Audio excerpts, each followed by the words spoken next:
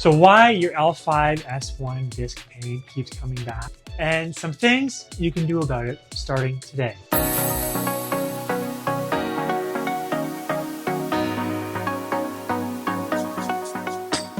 Hi, I'm Dr. Matt Bradbury, family corrective chiropractor here in Georgetown, Ontario, Canada. And this is our practice, One Life Family Chiropractic. Today I want to specifically talk about L5-S1 disc pain and some simple things that you can do about it. And to give you some context, guess what? It gets a bit of a beating, essentially, when you're sitting flexed all day, especially slouched. One of the simplest things that you can do for yourself, especially right now if you're watching this, is make a point. Grab your phone, go from here and bring it up just like this and stand up, which is more or less, standing is the baseline comparison for what we compare things to in terms of the amount of pressure going through that disc. So if you're going to be sitting, that's going to increase that pressure. If you're going to be standing, that's going to be, well, probably one of the best positions you can get into if you're going to be working all day. And so stand up, put your phone like this. And one of the ways that you can take pressure off posturally is actually lay on your back, which typically there's less pressure on the disc when you're laying on your back. So some things to consider. And of course, you increase that pressure when you bend and lift. And I'm going to teach you today some simple things you can do for yourself and some reasons why it may be irritated, and also how to hip hinge properly to improve your day. Especially, you got to be hip hinging properly if you are, well, lifting, because guess what? If you're putting extra pressure to that disc, it may be irritating things even more. So what exactly are we looking at, and what may be some of the causes? Well, we have your spine, and your spine, well, has movable segments, protects your nervous system on the inside, and your brain sends messages through the extension called your spinal cord out to the rest of you, which controls your muscles, your organs, and helps with your healing. So as a family corrective chiropractor, essentially I'm looking to see where you are shifted and where the nerves may be irritated. And a lot of times I will share with you, whether we talk about some of the causes of L5-S1 disc irritation, whether it's repetitive trauma, repeated bending over with poor movement patterns, weak muscles, weak core, weak glutes, all those things are contributing factors, as well as poor posture. And a lot of times people may have irritation down here, but this is there, maybe they're feeling it, and then we go and test further and we find other areas of compensation which are going to be a factor in how you heal and how you move at your best. So some areas you may feel, some areas you may have no idea about, and oftentimes people will have compensation up here as well as down here. And you can imagine right now someone sitting at a desk, what are they doing?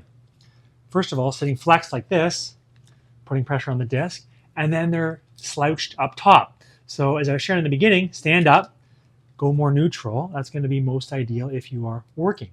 All right, so cause number one, I'm sure you guessed it from the beginning of our video, poor posture.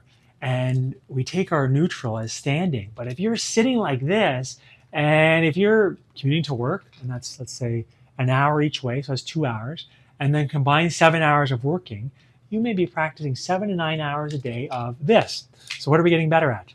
We're getting better at this. So we have to find ways to break up our day.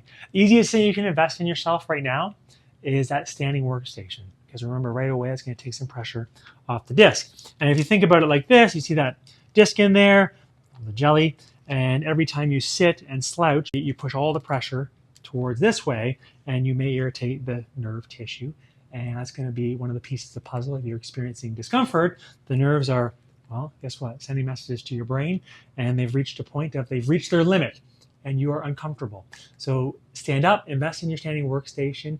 If you do not have a standing workstation, the first thing I recommend is every 20 to 30 minutes, stand up, and ideally move around. Take a little break, walk to the water cooler every half hour, get some motion in your big joints, and then come back and resume your position. That's what you have to work with. So remember, poor posture is going to be one of the contributing factors if you have that L5-S1 disc pain. And right now, you can correct what you're doing and start practicing better habits. So potential cause number two, a weak support system in terms of your glutes, your core just aren't strong enough. And when you're thinking about the day, I want you to think about the day is like game time. So you need to do some practice and build some resilience, especially on your own. And whether you want to stack these at the beginning of your workout or just have your 5-minute regimen each night that you work on your mobility and strength, these are a couple of things that you should be doing. Number one, to help support that L5-S1 area, well, guess what? I want you to be doing these bird dogs. You can switch and work through, But really, you are working on not shifting your hips side to side. You're working on bracing your midsection, and you're working on kicking straight back so you get your low back muscles fired up well and your glutes as well. So when you do this, at least 2 sets of 6 to 8 reps, preferably on most days of the week. So I'd say every day. The second movement I want you to consider is actually strengthening those glutes, because guess what? They're going to help support how you lift and how you move. So that bending, when you increase the pressure, if you have that support system built up, it's going to help you and help you change how you move and reduce that pressure on the disc. So like this, hips up, back down, really extend your hips, squeeze your glutes through. You can start with just 2 legs, pushing your knees outward, away from your midline.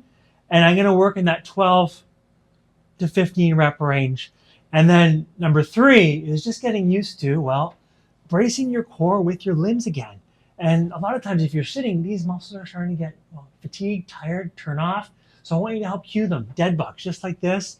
And I'm going to have you do the opposite. So I'm going to drop my right hand and my left leg. Come back up, the whole time maintaining my neutral spine. You're going to aim for 10 to 12 reps on each side when you're working with that and maintaining and bracing your core. And number 3 is the cause of your problem, a contributing factor. Well, guess what? Poor lifting mechanics. And now what I want you to avoid is just coming up to things and mindlessly picking them up, whether that be a pencil in the office or you're deadlifting in the gym. I want you to stop just leaning over and slouching, especially in your low back. What I want you to first of all consider and ingrain this pattern into how you move is I want you to push your big toe down on the ground. So push your big toe down on the ground, start with that. And I want you to focus on shifting your bum back just like this. So when I lean over, my feet are about, well, hip width apart, and I'm going to do one of these. So every time I feel a bunch of tension build up in my glutes, my hamstrings, and I'm doing one of these to lift versus one of these. So you can see the difference. One, I'm keeping my spine neutral, sticking my bum back, digging my big toes in the ground, and then I'm reaching down like this. So I'm bending at my knee to pick something up. Bend the knees, flex at the hips first, break at the hips, and then if you have to go down further, bend at the knees to pick something up. But all really important things. And remember, this doesn't just happen overnight. This happens with lots of repetition and practice. And I find one of the simplest things you can do for a cue, every time you go to pick something up, well, that's your pencil or your deadlift bar, your barbell, is press your big toe in the ground just to give yourself that cue and stiffen up your muscles ready to go. So there's some simple things that you're going to want to implement into your routine, especially if you're a busy parent like myself and you carrying the kids on one arm, carrying the groceries in the other, and trying to bend, lift, step up a set of stairs, get in the house. If you're trying to be more capable and resilient, you can be proactive with these, stack them in your day. And if you already work out, stack them in front of your workout. Spend 5 minutes working on your low back and your glutes. And if you're in the position where you're just trying to get more comfortable, many of these things are beneficial to help, well, guess what? Regroove how you move and potentially decrease some of that discomfort and get you in a position of more comfort.